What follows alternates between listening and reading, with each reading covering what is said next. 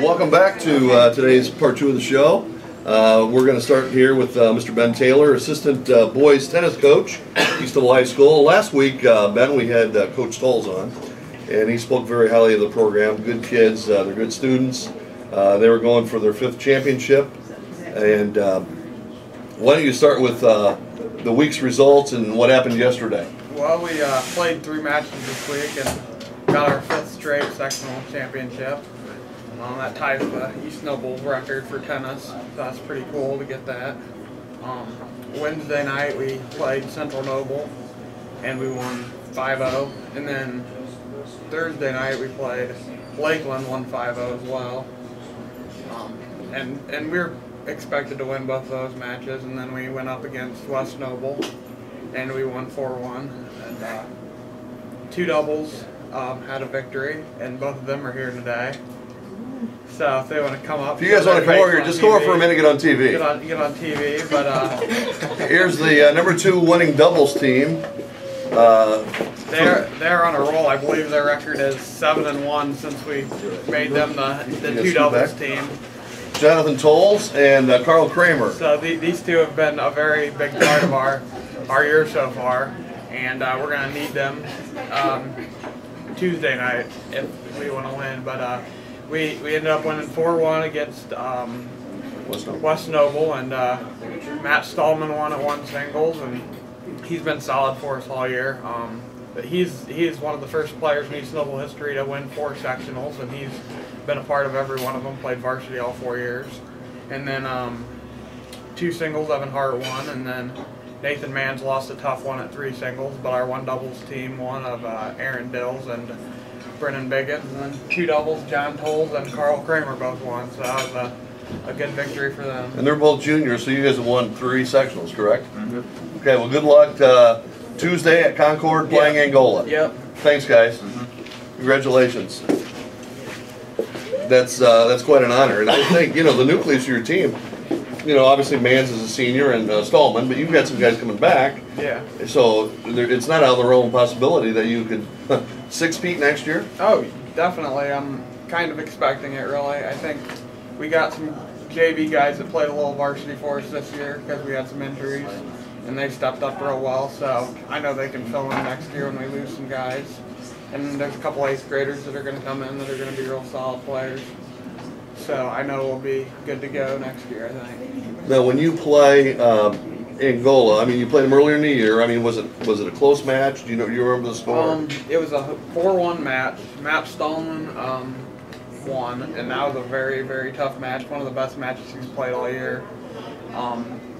And our 3 singles player, Nathan Manns, was hurt.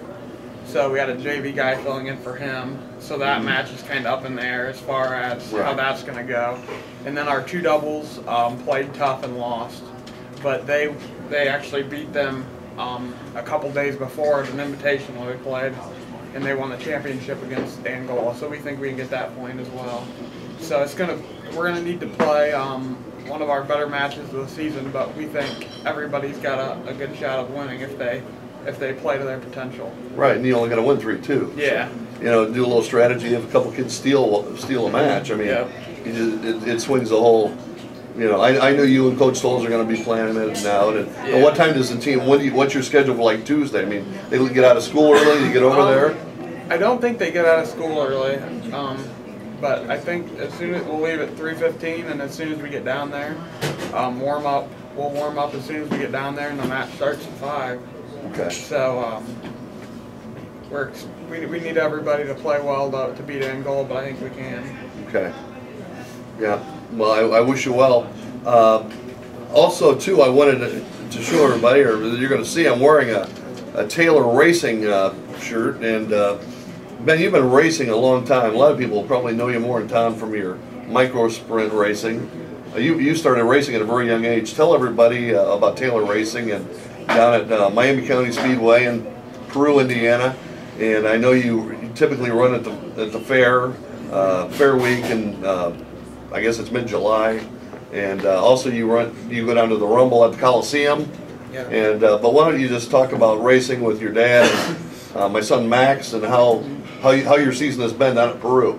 Well, I started racing about 11 years ago, so I've been at it a long time. But this year's been a pretty good year. Missed more races than I'd like to and usually would, but was in second in the points before we started missing some races. So that's a good. That just tells you where you'd kind of be if I wouldn't have missed those races. So that's been a strong year for me. Okay. I have one of the strengths is I have one of the best pit crews in the pits. Your son Max is awesome with the wrench, and my dad is as well. So when those two can do some awesome things when we run a pinch and need to get something done, those two are quick and can do it. And we got the experience to have a good setup every night and run pretty fast.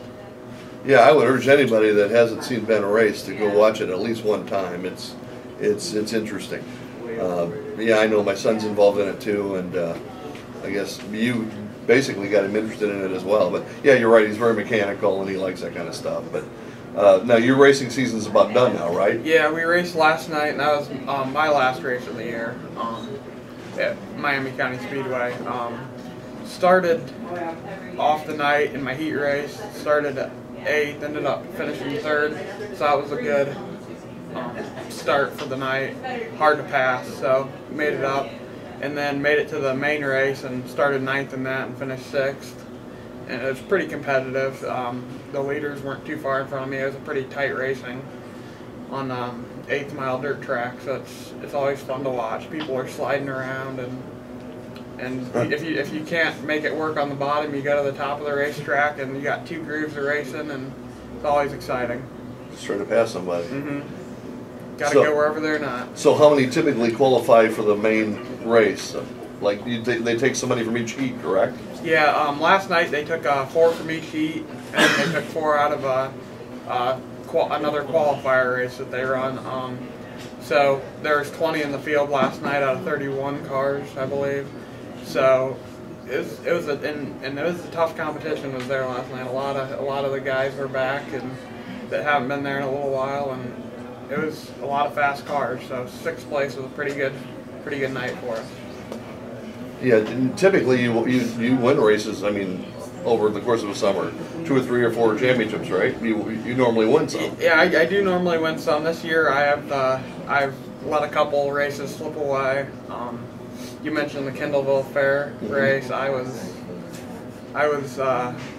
started I think ninth, and on a track that was very hard to pass, and made my way up to 2nd. And as soon as I got to 2nd, I was chasing down the leader, and I spun out. So I gave that one away.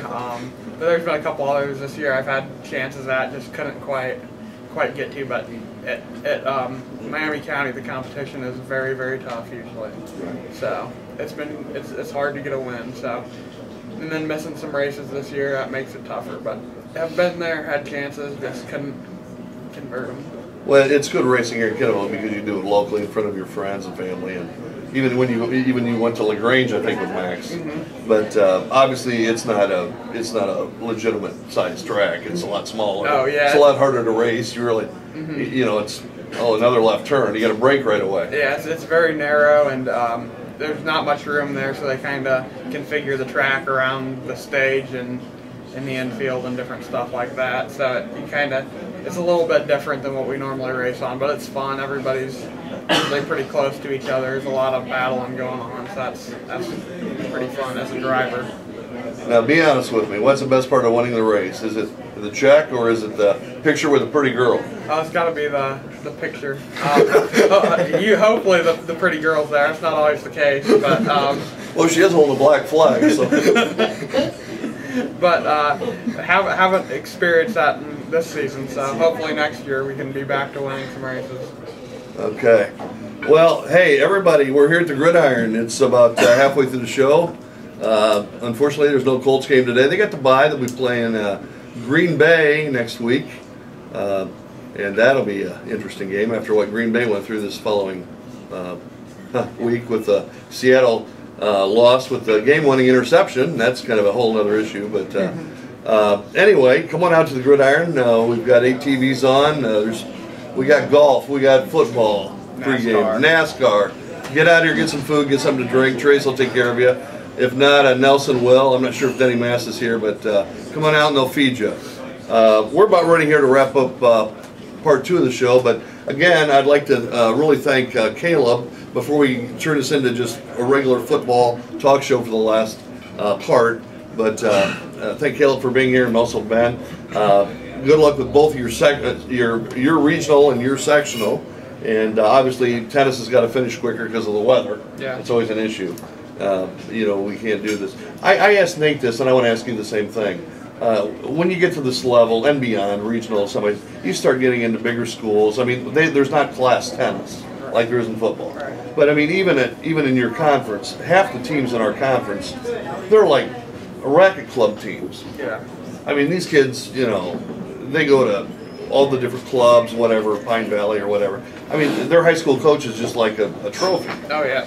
I mean, explain, how do you compete against that kind of caliber talent? Well, we, as you mentioned last week and today, we got a lot of smart kids on the team, and that helps. We gotta give them a game plan, and they have to execute it. So that's an advantage we have. We gotta be able to give them the game plan and set out for them to win. But it's hard to compete against them because they're playing all year round, and it's really tough to compete against that. But we got kids that work hard and really want it, so that gives us an advantage there, and we've been pretty successful doing that the last few years. So. Well, I think Coach Nate said it best last week too. He talked about the hard work and just the unity of being together. Those kids all come together from clubs. Mm-hmm. I mean, they're all good. Yeah. But they just put them together and say, okay, you're going to play this, this, and this, and this. Mm-hmm. And they're a bunch of individuals on a team.